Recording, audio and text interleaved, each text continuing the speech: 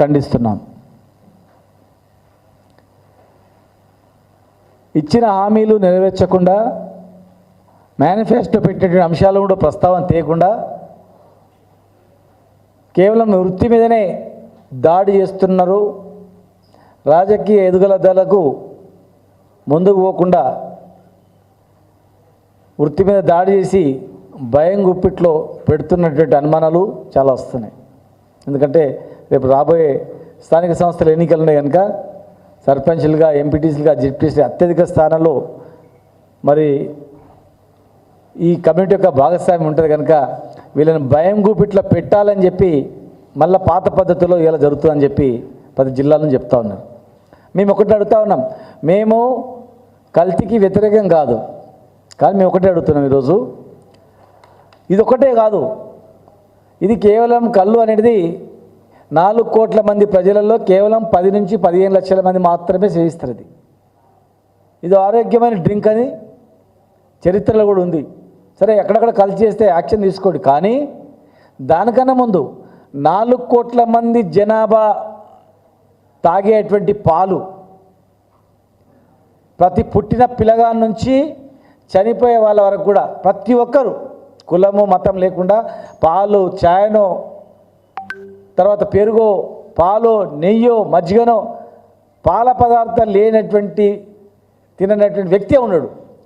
అంటే 4 కోట్ల మంది జనాభా ఉపయోగించే పాలు ఈరోజు తెలంగాణ మొత్తంలో 56.5 లక్షల లీటర్ల పాలు, 56.5 లక్షల లీటర్ల పాలు ప్రతిరోజు తెలంగాణలో అవసరం. మరి పాల ఉత్పత్తి విజయ డైరీ నుంచి కేవలం 3 లక్షల లోపు మాత్రమే. Karimnagar dairy, Muskathi dairy, mother dairy 50 లక్షల లీటర్లు, హెరిటేజ్, ఆరోగ్య 50,000, ఆరోగ్య, ఇవన్నీ లెక్క పెట్టుకుంటే కూడా మొత్తం పాల ఉత్పత్తి అనేది తెలంగాణలో 10 లక్షలకు మించి పాల ఉత్పత్తి జరుగుతలేదు. 10 లక్షలకు మించి పాల ఉత్పత్తి జరగనప్పుడు ప్రతిరోజు 56.5 లక్షల లీటర్ల పాలు ఎక్కడి నుంచి వస్తున్నాయి? ఒకవేళ ఆంధ్ర నుంచి వస్తున్నాయి అనుకుందాం. ఆంధ్రలో కూడా మనుషులు ఉన్నారు, పాలు అవసరం కదా, అక్కడ ఉత్పత్తి లేదు కదా. కర్ణాటక నుంచి వస్తుంది అనుకుందాం, కర్ణాటకలో కూడా అన్ని గేదెలు లేవు కదా.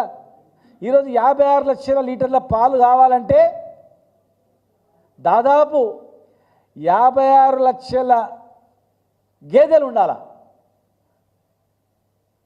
56 లక్షల గేదెలు ఉండాలి. అంటే 10 లక్షల గేదెలు పాలిచ్చేటుంటే 4 గేదెలు ఉంటే ఒకటి పాలిస్తుంది. అట్లా 50-60 లక్షల లీటర్ల 50-60 లక్షల గేదెలు ఉండాలి, పాలిచ్చే గేదెలు లేవు. ఆంధ్రప్రదేశ్లో జనాభా కన్నా ఎక్కువ లేవు, కర్ణాటక లేవు, తమిళనాడు లేవు, చుట్టుముట్టు రాష్ట్రాలు ఎక్కడ లేనప్పుడు, గేదెలు లేనప్పుడు, ఆ రాష్ట్రాల్లో ఉత్పత్తి అయ్యేటువంటి పాలే ఆ రాష్ట్రాలకు సరిపోయినప్పుడు మరి ఈ రాష్ట్రంలో ఇన్ని లక్షల లీటర్ల పాలు ఎక్కడి నుంచి వస్తున్నాయని చెప్పి నేను అడుగుతా ఉన్నా. దయచేసి పాలల్లో కల్తీ జరుగుతుందని చాలామంది యూట్యూబ్లలో చెప్తా ఉన్నారు. యూరియా ద్వారా, రకరకాల పదార్థాల ద్వారా, కెమికల్స్ ద్వారా పాలు ఉత్పత్తి అవుతున్నాయి. పుట్టిన పిల్లవాడు తాగే పాలల్లో కల్తీ గురించి ఆలోచన చేస్తలేరు. హాస్పిటల్లో వైద్యం అందుతున్నటువంటి పేషెంట్ తాగే దాని మీద మీరు దృష్టి పెడతలేరు. ప్రతి పేషెంట్కు పెరుగు తినబెడతారు, మజ్జిగ ఇస్తారు, పాలు ఇస్తారు. ఈరోజు క్యాన్సర్ పేషెంట్లు ఎందుకు ఎక్కువ అవుతున్నారు, రకరకాల జబ్బులు ఎందుకు వస్తున్నాయి, దాని మీద విశ్లేషిస్తలేరు. కేవలం కల్తీ ఆహారం వల్ల 4 కోట్ల మంది ప్రజలు ఏది ఉపయోగిస్తున్నారు దృష్టి పెట్టాలి. 4 కోట్ల మంది ప్రజలు పాలు ఉపయోగిస్తారు, 4 కోట్ల మంది ప్రజలు అన్నం తింటారు, రొట్టెలు తింటారు, కూరగాయలు తింటారు, కానీ ఏవి అన్నిటికన్నా పాలు మాత్రం ఖచ్చితంగా తింటారు. పాలలో జరుగుతున్న కల్తీ మీద దృష్టి పెట్టకుండా, 4 కోట్ల మంది ప్రజలు తాగే పాలలో దృష్టి పెట్టకుండా కేవలం 20-30 లక్షల మంది తాగేటువంటి కళ్ళు మీదనే దృష్టి పెట్టి ఈ నార్కోటిక్ డ్రగ్స్ దాడులు చేస్తూ ఇలా వేధింపులు చేస్తున్నారంటే కేవలం 2-3% ప్రజలు సేవించే దాని మీదనే మీరు దృష్టి పెడుతున్నారంటే 100% తాగే పాల మీద దృష్టి పెడతారంటే ఇక్కడ వివక్ష అనేది కనపడతా ఉంది. ఇక్కడ వేధింపులు ఎందుకు అనేది కూడా ప్రజలకు అర్థమవుతూ ఉంది. మీడియా ద్వారా అక్కడక్కడ అసత్య ప్రచారాలు చేసి దాడులు చేయడం అనేది సమంజసం కాదు. మేము ఇచ్చిన హామీలు నెరవేర్చని మేము అడుగుతూ ఉన్నాం. దాన్ని దృష్టి మళ్లించడానికి ఈ గౌళ్ళు వీళ్ళు వాళ్ళ హామీలు అడగొద్దని చెప్పి మీరు మాట్లాడుతూ ఉన్నారు. మీరు ఎలక్షన్లప్పుడు ఏం చెప్పారు? 5 లక్షల ఎక్స్గ్రేషియా 10 లక్షలు ఇస్తామన్నారు. మరి 10 లక్షలు ఇచ్చారా? ఎలక్షన్ల కన్నా ముందు సర్వాయి పాపన్న పేరు జనగాం జిల్లాకు పెడతామన్నారు. ₹1 ఖర్చు కాంది, పెట్టారా? వికలాంగులైనా కానీ 10 లక్షలు ఇస్తామన్నారు, ఇచ్చారా? వైన్ షాపులలో మేము 15% రిజర్వేషన్ ఇస్తే 20% రిజర్వేషన్ ఇస్తామని చెప్పారు. ఈ దేశంలో ఎవరు చేయనటువంటిది మేము చేసినాం. మరి 20% రిజర్వేషన్ మీరు ఇచ్చినారా? మేము 2 సంవత్సరాలు కష్టపడి సేఫ్టీ మోకులు తయారు చేపిస్తే పల్లె రవికుమార్ గారు కూడా చైర్మన్ ఉన్నారు. వారు 6 నిమిషాలు కష్టపడి సేఫ్టీ మోకులను తయారు చేపిస్తే మేము తయారు చేసిన సేఫ్టీ మోకులకు కాటమయ్య మోకులను పేరు పెట్టి మీరు అవే మోకులు ఇచ్చేసి మేము సేఫ్టీ మోకులు ఇచ్చినామని చెప్తున్నారు.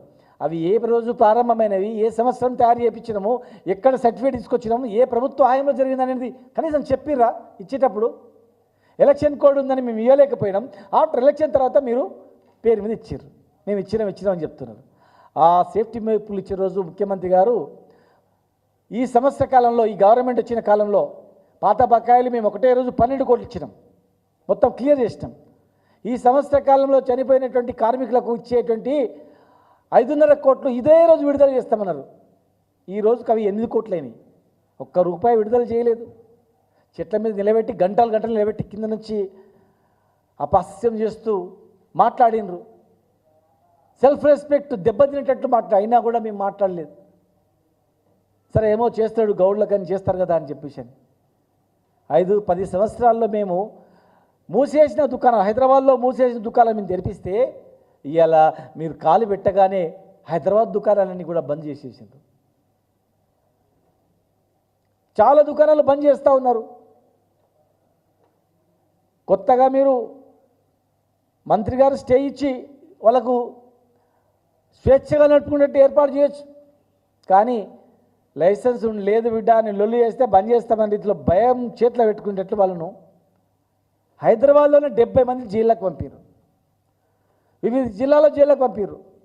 దాదాపు 400-500 పైన కేసులేని క్రిమినల్ కేసులు పెట్టారు, జైళ్ళలో పెట్టారు. నార్కోటిక్ డ్రగ్స్ పేరు మీద ఇక్కడ కామారెడ్డిలో 3rd డిగ్రీ ఉపయోగించారు, నిజామాబాద్లో 3rd డిగ్రీ ఉపయోగించారు. మన సిద్దిపేటలో శాంపిల్ తీసుకుపోయి బిడ్డ మేము లోపలేసారని భయపెట్టించారు. నాగర్కర్లో, మహబూబ్ నగర్లో ఒక వృత్తి మీద ఇంత దాడియా? ఏ పార్టీలో ఉన్నటువంటి గౌడ సోదరు ఆలోచన చేసుకోవాలి దయచేసి. ఈ జాతికి పుట్టిన బిడ్డలుగా ఇవాళ సంవత్సర కాలంలో ఈ జాతికి చేసింది ఏంది? మరి చేయాల్సిన బాధ్యత అందరిపైన మీ పైన ఉంది కదా, చేపియాల. మేము ఇన్ని జీవోలు ఇచ్చాం. సర్వాయి పాపన్న విగ్రహాన్ని ట్యాంక్ బండ్ మీద పెట్టాలని చెప్పి స్థలాన్ని కేటాయించినాం. 3 కోట్ల రూపాయల నిధులు బీసీ కార్పొరేషన్ నుంచి కేటాయించినాం. Birthday celebrations Sarvai Papanna, death సెలబ్రేషన్స్ని ప్రత్యేకమైన జీవో ఇచ్చినాం. పుట్టినరోజు సందర్భంగా ఒక ఆనవాయితీగా ప్రారంభించినాం. ప్రతి జిల్లాకు 10 లక్షల రూపాయలు చొప్పున కేటాయించినాం అందరు